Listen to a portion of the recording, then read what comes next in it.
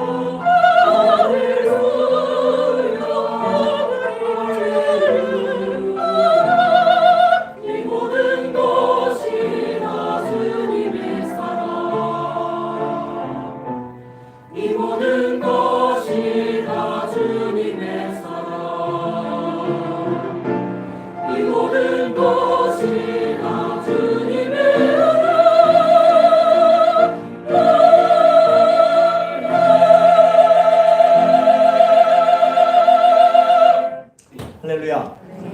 할렐루야. 오늘도 준비해 나오신 여러분들에게 우리 하나님의 은혜와 사랑이 함께 하시기를 주님의 이름으로 축복합니다. 우리 옆 사람과 함께 인사할까요? 다시 새롭게 합시다. 네. 한 번 더 인사하겠습니다. 저는 새롭게 합니다.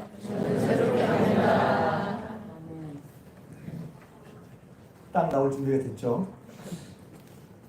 지난 7월 초에 제 운전면허 갱신 기간이 되어서 면허증에 쓸 증명사진을 찍었습니다.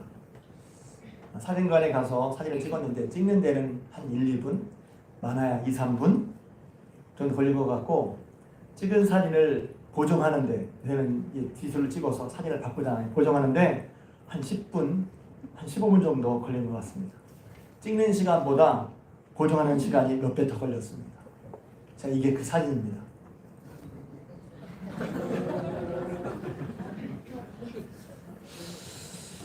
사진을 찍고 보정하는 과정에서 제 사진을 큰 컴퓨터 모니터에 이렇게 확대해서 보니까 와, 제 얼굴이 미남입니다. 그러려고 그런 게 아니에요. 보니까 와, 이건 이제 고친 거거든요. 미남인 게 아니라 제 얼굴이요 다 짝짝입니다. 자, 근데 사진을 치우시고요. 다 올려주세요. 이것은 이제 고친 사진이에요. 제가 설교를 준비하면서 그 전에 원본을 좀 달라고 할까 하다가 너무 오버하는 것 같아서 부탁은 못했어요. 저건 지금 다 고친 거예요. 보니까 얼굴이 다 짝짝이야. 눈도 짝짝이, 귀도 좌우가 다 짝짝이, 심지어 턱도 짝짝이야. 보니까 좌우가 다 짝짝이에요. 주름은 말할 것도 없고 점이나 얼굴이 다 보이더라고요. 제가 제 얼굴 생김새에 그렇게 큰 신경을 쓰는 편은 아니라고 스스로 생각했는데 제 얼굴을 자세히 보니까요, 야, 이게 마음이 좀 그랬어요. 제 얼굴이 이제 좌우가 다르다는 것은 알고 있었거든요. 그렇지만 적나라하게 진짜 크게 확대해서 자세히 보니까 충격이랄까. 그리고 야, 이거 좀 심하다.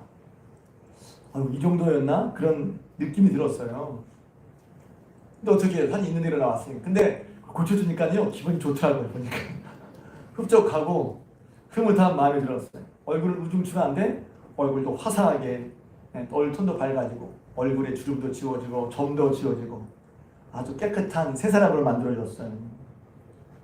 여러분, 오늘 제 설교는 제가 마치 그 얼굴 사진을 통해 그동안 눈여겨보지 않았던 것들, 제 얼굴을 보게 되고 좀 마음이 그랬던 것처럼 여러분에게 그런 느낌이 들지도 모르겠어요. 여러분이 알고 있는 것 같은 그런 여러분의 모습이 설교를 통해서 확대된 내 모습이, 제 사진이 드러나면서 제 마음이 그랬던 것처럼 여러분도 그럴지 모르겠어요. 왜냐하면 내 모습이, 내 삶이, 내가 어떤 일을 자세히 들여다봐야 되거든요. 그리고 이건 좀 괜찮을 거야 싶은데 자세히 보면 그래요. 어떻게 좀 그럴지도 모르겠어요. 그런 설교에서 미리 말씀드립니다. 제가 7월 8월 교회 권장 도서로서 게으름과 실직이라는 책을 들었는데 여러분 읽고 계십니까? 읽어보셨습니까? 오늘 설교는 그 김남준 목사님의 책 게으름의 일부를 통해서, 또 그 책이 제가 왜 의뢰를 받았냐면 제가 하고 싶었던 말씀, 제가 느끼고 있던 말씀을 아주 자세히 묘사해서 제 읽으면서 제 마음이 시원했어요. 그래서 그 부분을 중심으로 말씀드리려고 합니다. 여러분 책을 보시면 알겠지만 200세 한 번에 이제 책을 찍으면 그걸 1세라고 하거든요. 1세에서 예를 들면 몇백 권, 몇천 권을 찍는단 말이에요. 근데 그렇게 한 번 1세, 두 번이 2세, 또 몇백 권, 몇천 권을 찍어요. 근데 그게 10세 하는 것도 10번 찍는 것도 그런데 자그마한 책은 200세를 찍었어요. 그러니까 많은 그리스도인들에게 유익을 주고 또 도움을 받고, 그래서 이제 입소문을 타서 한 책이란 말입니다. 몇 분들은 지금 여기서 이제 제가 질문했지만 읽으신 분이 계시지만 대답을 안 하셨어요. 근데 읽으신 분들은 몇 분이 정확히 4분입니다. 제게 먼저 말씀하시더라고요. 목사님, 제 어디 읽었어요? 5분이구나. 어디 읽었어요. 그런데요, 다 제 얘기던데요. 그렇게 말씀하시죠. 다 내 얘기라고 말씀하시는 거예요. 근데 이 책은요, 진지한 책이기 때문에 이 책을 읽을 때 기죽기 쉬워요. 와, 이거 큰일 났다 이렇게 말하면. 어떤 의미에서 신앙에서 이건 필요한 거예요. 어떤 의미에서. 왜냐하면 내가 고쳐주고 바꿔줘야 되는데 고쳐주고 바꿔진 것은 내놓고 괜찮습니다 하면 일반 환자에게 아픈 곳이 여기고 환부가 이렇게 있어서 이곳을 치료하고 혹은 이것을 도려내야 됩니다. 말하는 게 아니라 잘 될 거예요. 괜찮아요. 말하면 위로받을지언정 그 환자가 살지는 못하거든요. 그런 것처럼 하나님 말씀에 우리 자신을 잘 볼 필요가 있는 것입니다. 이 책은 그래요. 되게 진지한 책이지만 이 책을 쓴 목사님은 이렇게 말을 하죠. 이 책을 일방적으로 가르치거나 이렇게 됩니다. 강요하기 위해서 쓰신 책이 아니에요. 먼저 저는 이렇게 좋은 점인 거예요. 먼저 본인이 그렇게 살다 보니 깨달은 거예요. 자신이 먼저 예수를 믿고 구원의 은혜에 감격하고 그래서 하나님의 영광을 위해 살아야지 이렇게 살다 보는데 잘 안 되는 거죠. 어려운 거죠. 왜 그렇지? 하는 것을 여러 성경, 여러 책을 통해서 깨달으면서 신앙의 분투를 하면서 그러니까 이거 자체가 이런 얘기는 머릿말에 나옵니다. 신앙의 분투를 하는 사람들에게 이런 설교는 무의미처럼 보여. 왜 저런 설교를 하지? 왜 저런 말을 하지? 왜? 신앙의 분투가 필요 없으니까. 신앙을 위해서 마음과 뜻을 다해서 열심히 해야지. 이런 마음이 없는 사람은 이런 설교는 부담스러운 설교로만 들리고 필요 없는 설교를 들릴 수도 있어요.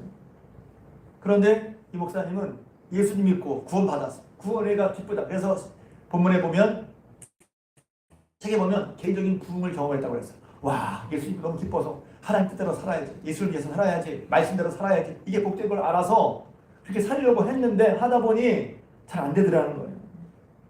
그러다가 왜 안 되지? 를 생각했는데 딱 나와 깨달은 게 내 속에 영적인 게으름이 있구나 하는 것입니다. 주님을 예수님 믿고 예수님이 은혜 감사해서 거룩하심을 살려고 하는데 그래서 오늘 설교 제목이 거룩한 삶의 영적인 은밀한 대적. 왜 은밀하다고 했냐면 사람들이 잘 이걸 눈치를 못 챈다는 거예요. 영적인 게으름이 얼마나 심각한 건지를 눈치를 못 채고 그냥 방관하고 내버려둔다는 거예요. 그러니까 이걸 자기가 깨닫고서 그렇게 얘기를 하죠. 자기는 정말 영적으로 분투를 했단 말이죠. 그러니까 이런 영적인 분투에 있는 사람들은 이 책이 정말 샘물 같은 책이 될 거예요. 왜? 야, 이렇게 줄 따라가는데 이것 때문에 그랬구나. 이렇게 넘어섰구나. 이렇게 이겼구나. 야, 이것 때문에 그랬구나. 말이 속 시원하죠. 그런데 영적인 분투를 하지 않는 사람, 영적인 분투가 필요 없다고 느끼는 사람, 뭘 예수 믿으면 교회 다니는데 뭐 그렇게까지 해? 하는 사람들에게는 이 설교가 별로 와닿지 않을 수도 있어요.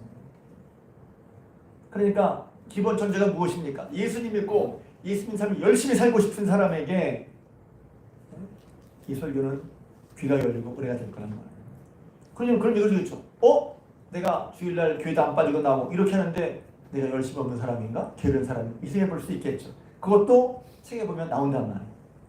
책을 다 하기보다 이제 여러분이 제가 책을 읽을 때 그 목사님이 말씀하신 중요한 어떤 영적인 구조, 설계가 있어요. 프레임이 있어요. 이게 중요한 어떤 초점이 있단 말이에요. 그래서 저는 그 초점을 중심으로 여기에 말씀을 나누고 싶은 거예요. 첫 번째가 뭐냐 이것입니다. 예수 믿고 구원받아 그 은혜에 감사해서 하나님의 뜻대로 살고 싶은 열심히 일어나는 거. 이게 종교인이 아닌 신앙인인 거예요. 종교인은 무엇입니까? 그냥 교회를 다니는 거예요.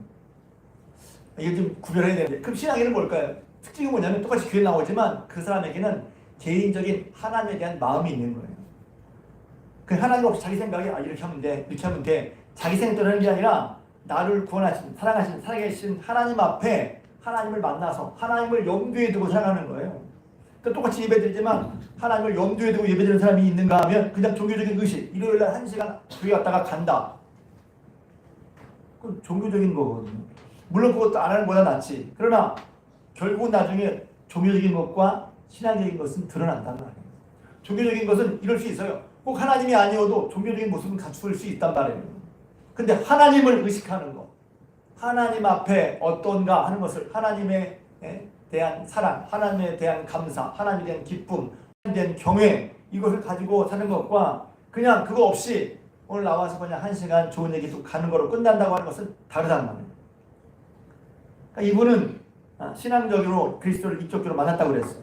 이분 처음부터 이분은 원래 감사한 것은 이분은 스스로 무신론자였단 말이에요. 인생에 고민이 많아. 어떻게 살아야지? 나는 뭐지? 어떻게 사는 게 맞지? 그런 고민이 있었어요. 약간 철학적인 그런 기질이 있는 분 같기도 해요. 근데 무신자였어요. 무신론자였단 말이에요. 하다가 우연히 톨스토이 책을 읽고서 와, 하나님이 계시하고서 자발적으로 교회에 나온 분이고, 그러면서 성경을 읽으면서 이제 나중에 목사님 되고 열린 교회를 개척하시고 지금은 은퇴하시더라고요, 보니까. 근데 똑같은 거예요. 하나님 만난 다음에 그 은혜를 감사해서 기뻐서 그냥 그러자니 얘기가 하나님이 기뻐하신 일, 예수님 믿고 예수님을 섬기면서 죄 용서 받는 하나님의 자녀로서 복된 삶을 경험하고, 그래서 정말 하나님을 위해서 살고자 하는 그런 마음이 있었다는 거예요. 이것이 기본이라는 거예요. 신앙생활. 종교적이 아닌 신앙의 기본. 여러분들이 혹시 만약에 나는 그런 거 없는데, 그러면 여러분 먼저 그러면 기도해야 돼요. 예수 그리스도의 구원의 은혜를 경험하시길 주님의 이름으로 축복합니다. 이게 기본이에요. 예수님을 만나야 돼요. 나 같은 죄인을, 지난주에 어떤 분이 목사님 저는요 정말 제가 벌레 같아, 쓰레기 같아 하는 분이 있었길래 제가 그랬어요. 은혜로운 거라고. 본인이 어떤 모습인 줄 알아야 돼. 근데 그런 죄인인 우리를 예수님은 버리지 않고 우리를, 그런 죄인을 구원하시 예수님이 오셨거든요. 이해할 수 없는 사람이에요. 이해할 수 없는 사람. 야, 나 같은 게 정말 내가 보기에는 내가 안 되는데, 그런데 하나님은 그런 우리를 사랑하셔서 그런 일 구원하시고 예수님을 보내셨단 말이에요. 그런 우리를 위해서 예수님이 십자가를 지셨단 말이에요. 그 피로 죄 용서 받고 구원받았단 말이에요. 그 구원의 은혜가 있어서, 그래서 이제 말씀대로 살아야지. 하나님의 살아야지. 교회 다니는 이게 되는 거란 말이죠. 근데 그렇게 기본인데, 그러다가 말입니다. 신앙에서 다 경험해봤잖아요. 아마 여러분들 그런 걸 경험해요. 근데 그러다가 갑자기 교회 다니기 싫어져요. 영적인 기쁨을 잃어버립니다. 그리고 교회에 사는 모든 게 다 귀찮아지기 시작합니다. 왜 그럴까요? 그것은 그 책에 의하면 거룩함을 위해서 애쓰지 않기 때문에 그런다는 거예요. 구원이 주님께로 왔는데 이 주님이 구원을 받았으니 제일 쉽게 설명하는 건 포도나무 비유입니다. 예수님이 포도나무, 우리는 가지. 그래서 가지 우리가 예수님이 붙어 있어야 거기서부터 예수님께로부터 배우고 예수님의 진액을 계속해서 얻어 먹어서 거기서 생명과 쉼과 기쁨과 누려야 되는데, 이런 거리가 멀어지니까 주님과의 거룩한 모습을, 주님을 따라 살려는 거룩한 모습, 주님을 배우고 주님을 따르고 또 주님과 함께하고 하는 그런 거룩한 삶의 추구가 없으니 교회에서는 모든 일이 다 시들해지고 실증이 나기 시작한다는 거예요. 그래서 그 책 다음 이름이 게으름과 실증이란 말이에요. 신앙이 실증이 나기 시작해요. 교회를 안 다니는 게 아니에요. 예배를 안 드리는 게 아니에요. 근데 그 속에 하나님을 간절히 바라는 마음이 없어. 그냥 형식적으로 하는 거예요. 그 형식적인 삶의 특징이 뭐냐면 이걸 딱 한 다음에 더 이상 하지 않는 거예요. 왜? 형식을 잘 지키고 있는데 뭘 하자, 더 하자 그러면 귀찮게 여겨져. 하고 싶지 않습니다. 뭘 또 해? 5일 모임 한다 그러니까 뭘 또 해? 성경 보기 짜가지고 뭘 또 해? 그래서 더 이상 자기가 정해진 딱 틀을 왜 더 이상 아무것도 안 하려고 그래요. 왜 그러죠? 거룩함을 추구하는 게, 예수님만의 기쁨으로 거룩함을 추구하는 게 없어졌어요. 아니 처음에 있었겠지. 그런데 왜 그렇게 되니까 하나님을 믿고 하나님의 말씀, 예수를 믿어서 하나님을 전적으로 의지하고 말씀에 순종하고 또 그러면서 우리 속에 부패한 그런 마음들이 점점 더 거룩한 성품으로 되어지는 그런 과정이 필요한데, 그런 과정에서 어느 순간 떨어져 버리는 거예요. 그 떨어지는 이유의 가장 큰 이유를 그 책에서는 게으름이라고 봤단 말이에요. 게으름. 우리 속에는 그 두 가지 마음이 있다고 그러죠. 예수님 믿고 새로워진 새 성품이 있는가 하면 옛적에 나와 죄가 나 자신과 죄가 나를 이끌어갔던 옛날 성품이 우리 안에 여전히 남아있단 말이에요. 그래서 예수 믿고 이게 은혜를 받아서 그런 옛사람에서 벗어나서 자기 중심과 죄에게 벗어나서 예수의 말씀 믿고 따라가면서 거룩한 삶을 추구하는 것이 마땅하고 당연한데, 이게 어느 순간 끊어지면 우리는 중간은 없거든요. 이게 놀라운 비결이에요. 놀라운 관점이에요. 중간은 없어요. 이쪽에 쏟으려면 이쪽에 쏟린단 말이에요. 그리스도께 속해 있든지 아니면 세상에 속해 있든지 둘 중에 하나. 그리스도 영향이 내가 크든지 아니면 세상의 영향이 크든지 둘 중에 하나란다. 그래서 그것을 이 목사님 발견하더라고요. 와, 예수님 믿고 구원받아 하나님 기뻐하는 복된 삶을 살고 싶은데 이게 게으름이 나를 방해하는구나. 근데 방해하면 그냥 더 내버려 두지 싶은데 그 다음에 또 깨달은 것이 있는 거야. 이번에 인생은 짧구나. 이게 왜 그렇게 애써야 돼? 왜 게으름? 싫다고 내버려도 되지. 왜 이렇게 해야 되죠? 왜냐면 우리 인생은 짧기 때문에 그렇습니다. 그래서 예전에 어르신들이 쓰던 이게 중에 차차막이라는 게 차차막이. 그래 열심을 내. 근데 지금 하지 말고 차차해. 그래 네가 봉사돼야 되는데 지금 하지 말고 차차해. 야 지금 은혜 받고 새로운 삶을 살아야 되는데 그래 지금은 네 생각이 그러니까 차차해. 근데 왜 그렇게 막이죠?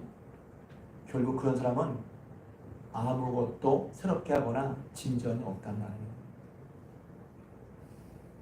하나님 은혜를 받고 새 생명을 얻었지만 차차하면서 결국 게으름에 속으면 이 사람에게 영적인 진전과 열매가 없게 된다는 거예요.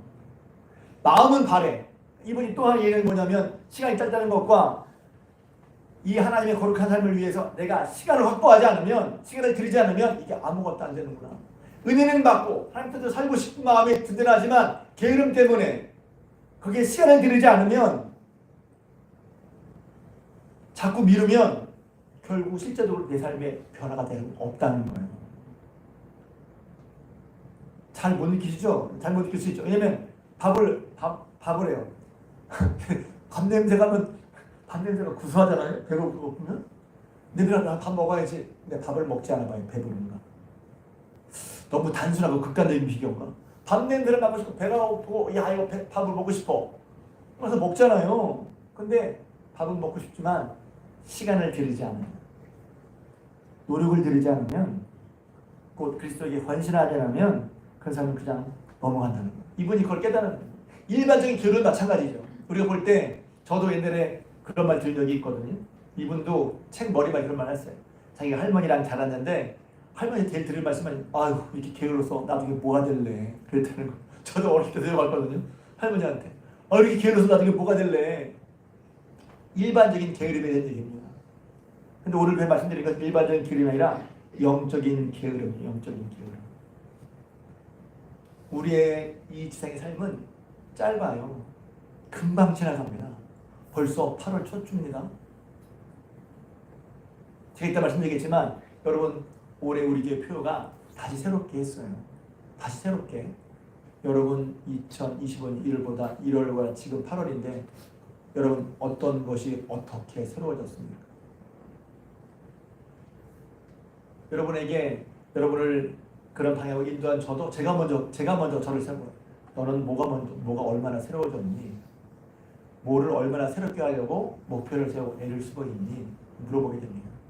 교인들 여러분들도 당연히 여러분을 잘 이끄는 지자가 되지만 여러분들 제가 먼저 내가 먼저 얼마나 새로워지려고 하고 있나? 그게 진실한 거죠. 나는 하나도 안 새로워지면서 그냥 사람들만 새로워져 안 맞잖아요.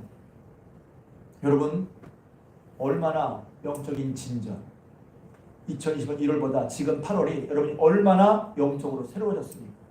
새로워지려고 하고는 있습니까? 왜 새로워지려고 하고 있습니까? 왜 새로워지려고 하는 미루고 있습니까? 혹은 왜 새로워지려고 하는데 안 됩니까? 그 이유 중에 하나는 바로 게으름일 수 있다는 거예요. 난 지금 바빠. 그것 좀 설명을 드릴 거예요. 이거 할 시간이 없어. 네? 당연하게 여겨져요. 난 바쁜데 뭘 해야 돼. 그래서 여기 있는 이 목사님이 말한 이 초점에서 말하는 건 뭐냐면 설교 초반에 이렇게 얘기했잖아요. 이 말씀 여러분들에게 알고 있는 듯 하지만 그 이상의 이야기고 여러분들을 불편하게 할 수도 있다. 왜? 내 실상을 보면 나는 그렇지 않은 것 같은데 실상을 보면 여러분이 인정하거나 동의하기 어려울 수도 있어요. 게으른가? 안 게으른 것 같은데. 난 이유가 있는데 이유가 타당한데.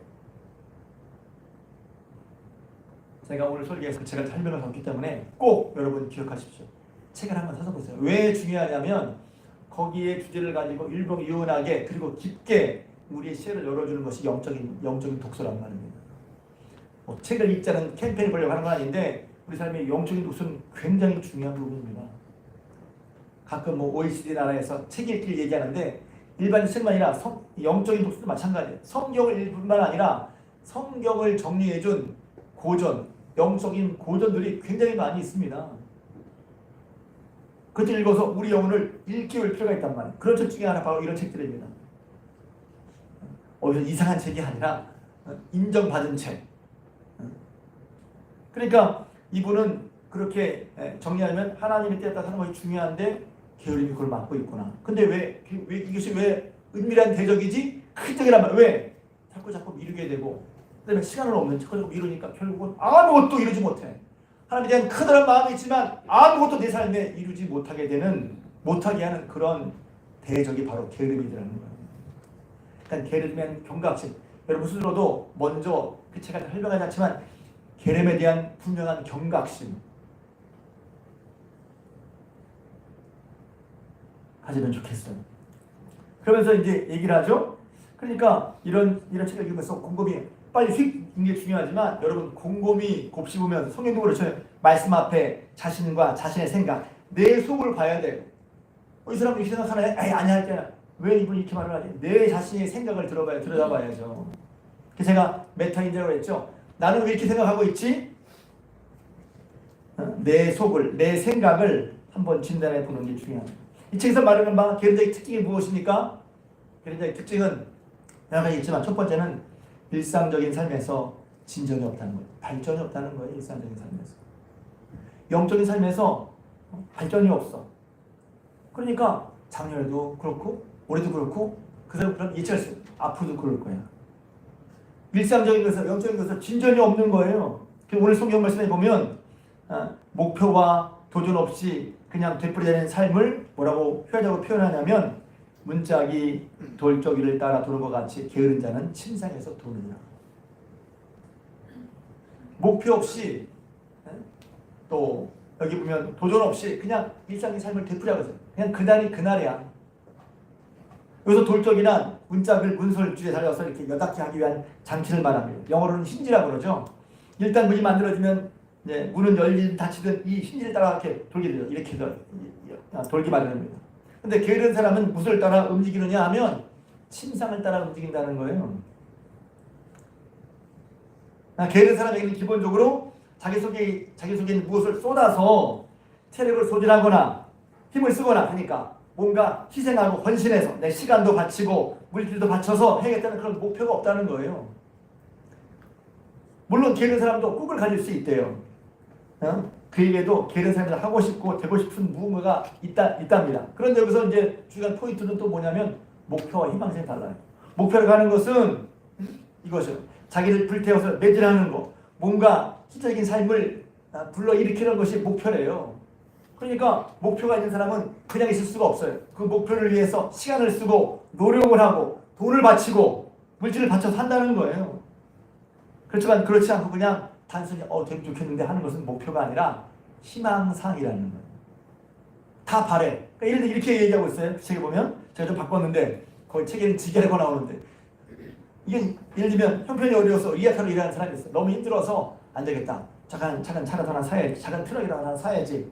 그래서 그런 사람은 목표를 세우고 열심히 저축하고 있다. 그러면 그건 목표를 위한 삶이라는 거예요. 그런데 제가 차를 보고 저축하면 좋겠는데 하고 그냥 꿈꾸는 건 희망상이라는 거예요. 그런 사람의 특징은 목표와 목적이 없다는 거예요. 목표는 구체적이고 실천적인 계획이 있고 노력하면서 성취 가능한 단계를 보고 그것을 생각하면서 거기에 나 자신의 삶이 부합되고 나 자신의 삶이 거기에 들어가 있어서 그 방향으로 끌고 가는 걸 말하는 거예요. 목표가 있다고 하는 것은 거기에 분명히 뭐가 있어요? 희생과 헌신이 있다는 거예요. 내가 어떤 걸 목표 하고 있지? 내가 이렇게 되기를 바래. 예를 들면 내가 은혜스러운 삶을 살기 바래. 그러면 그냥 희망상이냐 아니면 목표를 정하고 은혜 받기 위해서 어떻게 해야지? 예배 참석하자. 성경 한 번 더 보자. 순종하자. 이게 있어야. 그리고 그걸 위해서 내 마음과 시간과 노력과 희생이 들어가야 그게 목표라는 거예요. 그것이 없이 그냥 바램만 있으면 희망사항이라는 거예요. 구체적인 목표를 이루는 데는 반드시 비용을 지불해야 돼. 비용이 시간이든 물질이든 노력이든 비용이 지불돼야 목표야. 그렇지 않으면 그건 희망상에 불과하고 희망상은 내 삶에 아무런 변화도 일으킬 수 없다는 거예요. 그런데 게으른 사람은 뭐랍니까? 이런 것을 하지 않고 늘 하던 대로만 한다는 거야. 하던 대로만. 돌덩이를 따라 돌아. 이렇게 얘기하니까 어떤 분은 이럴 수 있어요. 저는 그렇지 않아요. 저는요 딱 6시간 만나면 침상에 안 누워요. 그럴 수 있지. 침상에 구르지 않아요. 난 하루 종일 바쁘게 둔지게 사니까 좀 안 게으른 사람인데요. 그럴 수 있어요. 근데 정말 하루 종일 침상에서 드무는 사람은 많지 않죠. 소수란 거예요. 성경이 시작하는 게으름은 이것입니다. 매일매일 바쁘게 살지만 바쁘게 살아요. 왜냐면 돌쪽이도요. 돌쪽이 따라 열고 다치는 거 바빠요. 하루에 몇 번씩 열고 다친단 말이에요. 바빠. 그런데 그것이 하나님 앞에 어쩌냐는 말이에요. 하나님 앞에서 어떻게 살아야 할지, 내 영혼은 어떤 상태인지 모르고 그냥 바쁘고 분주하게만 살아.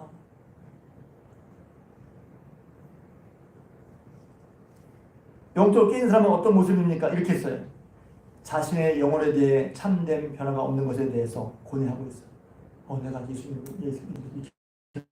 안 될 텐데 오늘 고뇌가 있어요. 누가 시켜서 찔러서가 아니라 스스로 하나님 앞에서 내가 내 영혼에 하나님 말씀에서 내 영혼이 이렇게 될 텐데 하는 그런 고뇌가 있습니다. 또 그렇게 마음대로 변하지 않는 자기 자신에 대한 염려와 경건한 근심이 있어요. 이렇게 하면 안 되는데. 그리고 그걸 위해서 하나님 뜻을 알고자 하는 그런 실천적인 열심이 있어요. 이렇게 어떻게 해야 되지? 내가 이렇게 벗어나기 어떻게 해야 되지? 이런 열심이 마음속에 있단 말이에요. 그리고 이것을 위해서 하나님 도와주셔서 하는 하나님의 은혜에 대한 사모함이 있단 말이죠. 여기서 말하는 건 게으름 얘기고 부지런함을 얘기하는 건 다 완벽한 존재가 되는 건 아니에요. 이 목사님도 고민하잖아요. 지금도 나에겐 게으름이 있습니다. 싸우고 있는 중이야. 게으름을 맞서 싸우고 있는 중인데 내가 완전하거나 한 번에 완전하게 되는 게 아니라 어떤 사람은 게으름에 대한 인식 자체도 없어. 그래서 신앙적으로 게으름을 안 게으른지도 몰라. 그래서 제가 첫 번째 말한 게 어떤 사람이 게으른 특징? 진전이 없다. 영적인 진전이 없다. 5년 전이나 지금이나 영적으로 똑같다. 영적인 목표가 하나님에 대한 뭘 해야지 목표가 없다. 그리고 영적인 게으름이니까 난 안 게으른데요. 바쁘게 회사며 직장이며 바쁘게 살고 있어요. 맞아요. 그런데 내 하나님 앞에서 내가 어떻게 살아야 할지, 하나님 앞에 지금 내 삶이 하나님께서 보시기에 합당한지 이런 식의 생각이 적거나 없더라는 거예요. 이런 삶은 종교적인 삶이지 신앙적인 삶은 아니라는 거예요. 그냥 종교적인 삶, 그냥 교회 다녀. 길다기 나쁘다는 게 아니라 교회 생활은 기본이 뭐냐면 살아계신 예수님의 은혜, 구원받고 살아계신 하나님 앞에서 사는 거란 말이에요. 그런 의식이 없이, 하나님의 의식이 없어. 그러니까 교회를 열심히 합니다. 주일도 지킵니다. 11조까지 합니다. 그런데 하나님과 관계 속에서 하나님 없어 마음에. 하나님에 묻거나 의지하지 않아. 그냥 형식은 지켜. 주일날 예배드리는 게, 헌금하는 게 하나님이 있는 거지. 실질적으로 어떤 문제가 생겼을 때 하나님과 상의하지 않습니다. 근데 이런 게으른 사람에게 신앙생활을 이렇게 권하면요, 그런 사람은 뭘 내면 핑계를 댑니다. 10절에 보면 전 이성균 보고 굉장히 놀랍다고 그랬어요. 13절에 보면 게으른 자는 거리에 사자가 있다 하느니라. 이 생각. 당시 이 잠언 시대에는 농경사회, 지금 재택근무도 하지만 당시에는 일을 하려면 어디에 가야 돼? 밖에 나가야 되는데 밖에 안 나가는 거예요. 이유가 있어 다. 이유가 뭐죠? 밖에 사자가 있어. 나가면 안 돼. 거리에 사자 나가면 안 돼. 사자가 있어요, 없어요? 없어요. 나름 자기의 논리를 가지고 핑계를 내는 거예요. 여러분 핑계는 논리가 있어요, 없어요? 논리가 자기 논리가 있습니다. 근데 뭐예요? 핑계예요. 게으른 사람 대부분의 경우 자기의 삶의 태도에서 옳지 않은 부분들을 인정하지 않으려고 해요. 다 핑계입니다. 난 이래서 그래. 난 이래서 그래. 주일날 예배 못 나오면 난 이래서 그래. 주일 오후에 난 이래서 그래. 이래서 그래. 다 핑계가 있어요. 그리고 나는 나 나름대로 잘 살고 있다. 성실히 살고 있다라고 생각합니다. 그런 모습 밑에 볼까요? 16절도요. 정말 기가 막히게 써놨어요. 16절 함께 읽겠습니다. 시작. 게으르면 차례에 맞게 대답하는 사람 일곱보다 자기를 지혜롭게 네, 그 핑계를 대면서 지혜롭게 여기서 안 들어요. 여러분 이 게으름이 그게 안 듣는 게 게으름인가요? 하나님의 말씀으로 자기 삶의 태도를 돌아보려고 하지 않습니다. 핑계를 댑니다. 자기가 옳다고 맞다고 생각합니다. 그러니까 안 바꾸는 거죠. 이런 부분이 어려운 거예요. 이 정도 하면 됐지, 뭘 신앙생활 이렇게 하면 됐지, 뭘 더 하라 그래? 자기 생각에 빠져있단 말이에요. 하나님의 말씀을 받고 하나님의 말씀에 따라 그 하나님이 내게 풍성한 삶을 주시는 하나님의 한계가 없이 딱 정해진 것만 그 자기 생각으로. 그리고 누가 충고하거나 신앙적인 얘기, 심지어 목사가 설교를 해도 안 바뀝니다. 안 듣습니다. 그리고 아까 말씀드렸지만 형적인 신앙을 하는 사람은 이게 딱 지금도 그렇잖아도 피곤한데 종교적으로 피곤하고 실증 나는데 다른 걸 하라는 얘기를 듣지를 못합니다. 다른 거 하면 벌써 속에서 거부감이 나와. 뭘 또 하라고 그래? 뭘 또 하라고 그래? 뭘 더 하라고 그래? 거부감이 온단 말이에요. 여러분 그런 것이 나 자신의 영적인 문제 게으름이라고 이 목사는 알려주는 거예요. 그래서 게으름의 정체가 뭐라고 그 책에서 말하지만 이것도 좀 대단한 말이에요. 게으름의 정체, 삐뚤어진 부패한 마음에 뿌리를 내린 삐뚤어진 자기 사랑이에요. 결국 그렇게 하지 않는 일은 뭐가 있어? 맨 마지막에 내 생각대로, 내 뜻대로, 내 맘대로 하고 싶은 거예요. 삐뚤어진 자기 부패한 자기 마음 본성에 뿌리를 내린 삐뚤어진 자기 사랑. 왜 이렇게 내가 하고 싶을 때 하겠다는 거예요. 내 뜻대로 하겠다는, 내 마음대로 하겠다는 거예요. 그게 게으름의 정체라는 거예요. 정체. 그래서 그런 영적으로 무기력함에 빠지게 되는 그런 게으름의 배후에는 자기 마음의 정욕을 따라 살고자 하는 강한 욕망이 딱 도사리고 있다는 거예요. 그래서 성경에서 말하는 게으름이 그냥 게으름만 이 정도가 아니라 거룩한 삶을 살게 하는데 우리를 못하게 하는 은밀한 대적. 그래서 게으름을 죄라고 보고 있는 거예요.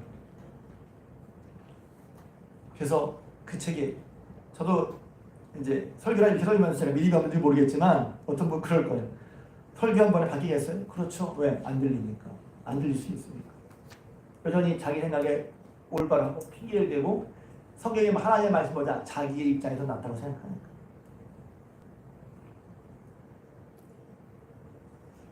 반대로 하나님을 향해 부절하는 사람의 모습은, 부절한 사람의 마음은 이렇게 말하고 있어요. 늘 반짝이는 거울 같아서 자기의 모습을 늘 비춰본단 말이에요. 저 이 말에 동의합니다. 120% 동의합니다. 이 말은 내가 완전하거나 틀린 것이 잘못하는 것이 없다는 말은 아니에요. 그러나 하나님 말씀은 늘 자기 자신을 돌아봐. 나는 왜 이렇게 생각을 하지? 성경은 이렇게 말하고 있는데 나는 왜 이렇게 생각을 하지? 자기의 생각을 놔둘 생각을 하지 않고 자기 생각 안 맞으면 성경을 물리쳐버린단 말이에요. 성경 말씀에 따라 자기 생각이 바뀌어야 되는데 자기 생각으로 성경 말씀을 물리치더란 말이죠. 하나님의 말씀이 여러분의 마음과 생각, 사고도 변화시킬 수 있게 주님으로 축복합니다. 그 중에 하나가 바쁘다는 거예요. 분주하다는 거예요.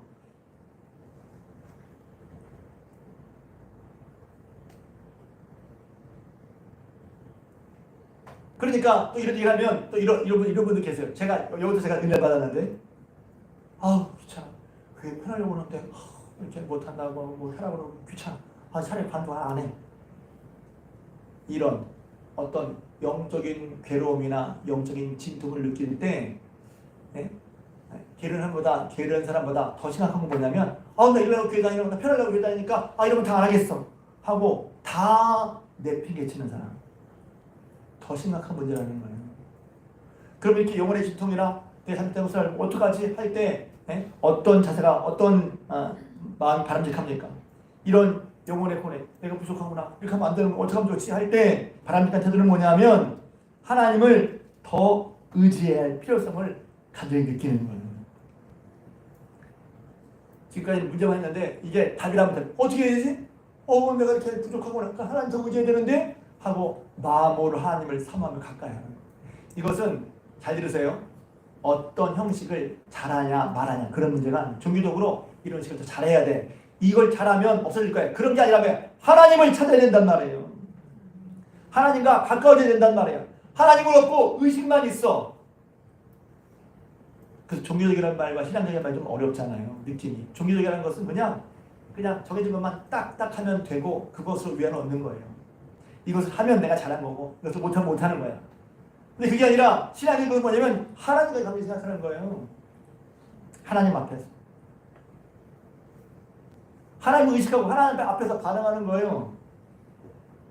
하나님이 우리를 사랑하셔서 계속해서 우리에게 말씀하시는 말. 그것도 모르면 귀찮지. 아 하나님 기도 응답 받고 싶어요. 말씀해 주십시오 하는데 하나님 말씀하시면 하나님 더 그만 말씀하세요. 아 귀찮아. 그만 말씀하세요. 혼자 살고 싶으니까. 그러니 급할 때 하나님 말씀 들리겠어요? 제 우스갯소리 하는 얘기예요. 난 다른 말 알다가 급할 때 하나님 얘기하는데 평소에 안 들었잖아. 하나님 말해도 하나님 말이 안 들려. 왜? 나 혼자 살고 싶다고. 여러분 하나님을 가까이 하는 것이 이런 게으름의 한계에서 게으름의 위험에서 벗어나는. 왜? 내가 부족함을 깨달을 때마다 내가 모자란 걸 느낄 때마다 내가 모자라네 어떻게 하면 좋아? 아이 귀찮게 교회 다니면서 귀찮게 안 해 하는 게 아니라 그럴 때일수록 더욱더 하나님을 가까이 하는 되시길 주님의 축복합니다. 내가 정말 부족하구나 정말 쓸모없는 인간 게으른 인간을 이라는 사실을 깊이 인식할 때 삶의 모든 면에서 낮고 겸손한 모습으로 그러니 하나님 도와주세요 하고 하나님을 찾는 것이 진정한 의미에서의 신앙이란 말이에요. 그럴 때 우리에게도 희망이 있습니다. 하나님께 희망이 있는 거예요. 그러므로 너희는 너를 만날 만할 때 하나님 부르라 그를 찾으라. 만날 만할 때가 뭡니까? 악인은 자기의 죄를 자기의 생각을 버려 자기 생각을 내려놓고 하나님을 만나야 돼. 불의한 자는 그 생각, 악인은 그 길을 버리고 여기로 돌아오란 말이지. 돌아가면 돼요. 돌아가면. 어떤 분은 환경 또 바쁘고 분주한 일, 회사 바쁘죠. 그러나 여러분 환경은 죽을 때까지 우리 편이 아니에요. 환경 탓은 이 책의 중요한 또 제가 설명하기보다 그냥 직선적으로 이 책을 얘기하면 환경과 상을 탓하지 말라는 거예요. 환경과 당신이 게으른 탓은 환경과 상황 탓이 아니라는 거예요. 우리 인생을 엉망으로 만드는 건 결국 우리 육체의 마음의 게으름 때문이라는 거예요. 이것도 받아들이기 어렵죠? 왜냐면 제가 가끔 얘기잖아요. 아무리 바빠도 하고 싶은 건 다 하더라. 근데 하고 싶은 게 뭐예요? 하나님의 말씀에 따라 나를 복되게 하신 걸 따라가는 게 아니라 내가 하고 싶은 걸 한다는 거예요. 내가 하고 싶은 거. 내가 하고 싶은 거. 왜? 내 욕구, 내 욕망을 내 중심으로 내가 하고 싶은 걸 한다니까? 바빠도 시간이 없어도 내가 하고 싶은 것은 하고 말아. 그게 뭐예요? 내 욕망을 따라 살아가는 거란 말은 그런 하나님 앞에 거룩하지 않은 그리고 결국 부패된 마음의 뿌리에서 나오는 내 생각대로 내 취향대로 하고 싶은 그런 마음이 게으름 뒤에 숨어있는 우리가 봐야 할 마음이란 말이에요. 그 게으름은 그냥 문제가 아닌 거예요. 그러니 혹시 이제 묻겠습니다. 혹시 뜻없이 되풀이되는 고단한 삶을 살고 있지 않습니까? 실수 없이 바쁘게 하루를 보내고 있지만 자신의 인생에서 하나님이 빠져있는 것 같지는 않아요? 하나님의 일을 열심히 한다고 하지만 정작 하나님의 관계에서는 친밀한 관계를 누리지 못하고 있지 않는 말이에요. 제가 설교자로서 잘하면서 드리는 말씀도 있긴 하지만 저도 이 설교를 준비하면 설교가 힘들었어요. 설교를 하기가 힘들었어요. 왜? 저도 똑같은 상황 가운데 있을 수 있고 있을 때도 있고 있기도 하거든요.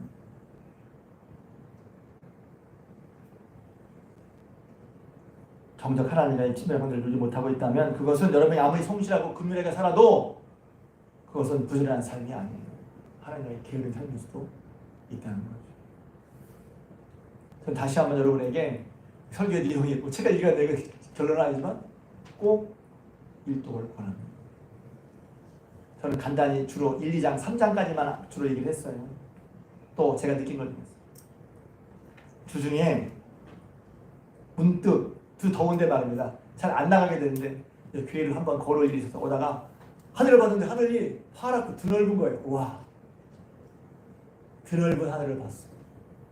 정말 하늘이 드럽더라고요. 그래서 제가 일부러 덥지만 하늘이 다른 건물이 가로 거치지 않는 그런 넓은 데 가서 드넓은 하늘을 봤어요. 우와, 하늘이 정말 드럽다. 근데 문득 이런 생각이 들었어요. 그런데 내 마음은 좁다. 하나님의 큰 은혜는 하늘보다 넓은데 그는 하나님의 은혜를 받고 사는 내 마음은 좁다. 하나님의 큰 넓은 은혜를 받기에 너무 좁다. 받으려고 하지 않는다는 얘기를 들었어요. 다시 한번 이 말씀 들은 여러분들이 그래서 편치 않죠? 밖에서 얼굴을 보니까 짝짝이야. 점도 많고 주름도 있어. 나는 이게 별거 아닌 줄 알았어. 얼굴을 제대로 봐야 바꿀 수 있는 거죠. 다시 한번 혹시 여러분 가운데 예수님 믿고 구원받아 복받은 삶이라고 얘기하는 복된 삶이라고 말을 하는데 그런 삶을 누리지 못하고 있고 그런 삶의 정체가 무엇이지? 라고 묻는다면 그것은 그것 중 하나 여러분의 영적인 게으름이 있을 수 있다는 겁니다.